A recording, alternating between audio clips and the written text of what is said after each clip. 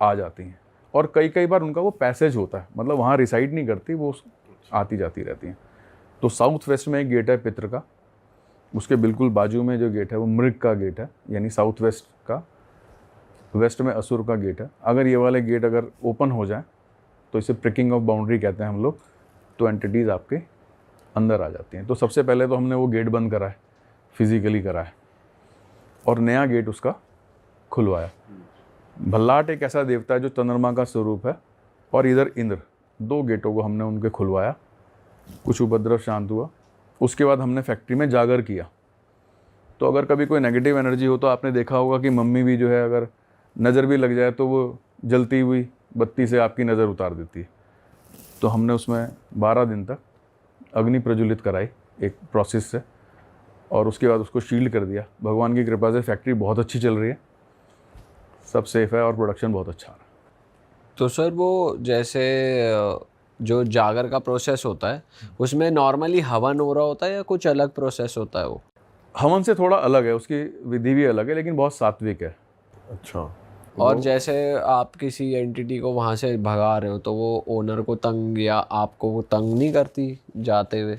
चूँकि हम ओनर को और खुद को पहले ही शील्ड करे हुए रहते हैं, और सबसे बड़े जो देवता हैं शील्डिंग के वो हनुमान जी हैं। तो याद होगा आपको, पिछली बार मैंने वो यंत्र दिखाया था जिसमें फ़ोटो डाल के नज़र दोष चला गया था। उस तरह से 50 योग और बंधन योग और टोटका योग, ये सब चले जाता है, तो आप सुरक्षित रहते हैं। तो जो व्यक्ति ऑकल्ट में परस्यू करता है उनको अपनी शील्डिंग करके रखनी चाहिए, हनुमान जी की शरण में जाना चाहिए। कभी कभी जब ज़्यादा परेशान हो जाते हैं तो जाके हनुमान मंदिर में चले गए, वहाँ उनसे कहा कि अपना झाड़ा लगा दिया। झाड़ा is a process of aura cleaning only. तो जब हनुमान जी आगे आते हैं तो मुझे लगता है कि सब ठीक ही रहता है। सही बात है, एकदम बढ़िया। पर जो अचानक हुआ वो बहुत ही, बाद में तो प्रिपेयर हो गए ना ऐसा होना है, लेकिन जब किसी का अचानक हो जाता है तो एक बार को तो भययुक्त हो ही जाता है। करेक्ट बात है सर। और भी कुछ एक्सपीरियंस रहे हैं सर ऐसे ही फैक्ट्रीज के?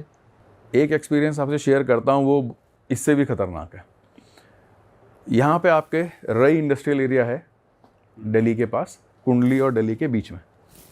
तो वहाँ पर हमने एक यूनिट करी थी जो कि चल नहीं रही थी। तो जब हम उस यूनिट में, वो लोग मुझे बुलाते रहे, मैं 1 महीने तक पता नहीं क्यों टलता रहा, टालता रहा।